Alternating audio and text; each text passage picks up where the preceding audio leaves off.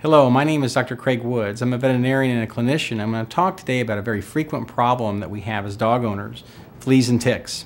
One of the common questions that we get is, can we use dog products on my cat, a dog flea and tick product? And the answer is no. Unless they are specifically labeled for cats, do not use them on the cat, because the dog products can contain certain insecticides that kill the fleas and ticks, but those same insecticides can be lethal to a cat.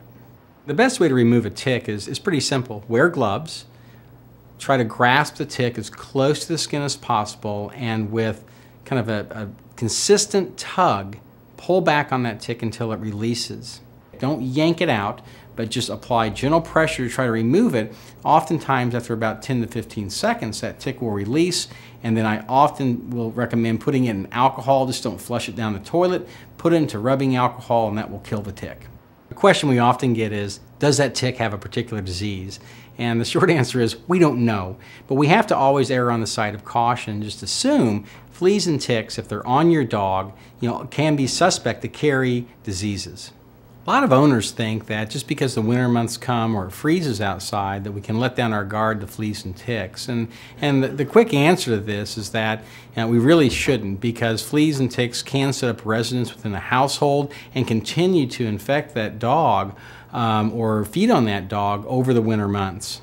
Reducing the exposure or the level of infestation of fleas and ticks really requires that we use three different approaches. One is the animal needs to be treated. So spot-ons or sprays are typically good measures there. The other is the dog's premise needs to be sprayed or treated, which is usually the bedding and other areas that dog may inhabit inside the house. And if you own a yard, it's also important that the yard be treated in those areas that the dog has access to.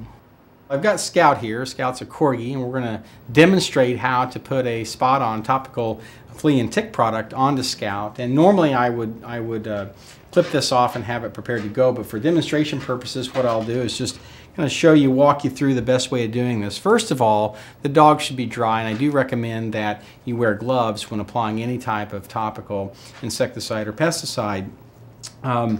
In this case, what we want to do is make sure we got a hairy dog here. So you want to make sure that you part the hair appropriately, typically between the shoulder blades. It's important that you read the instructions on where to apply it. Some do in the shoulder blades and back here.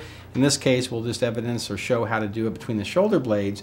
But make sure that you do part the hair. You want to get down to the skin and apply it in a linear fashion from front to back in about probably a 2 to 3 inch segment.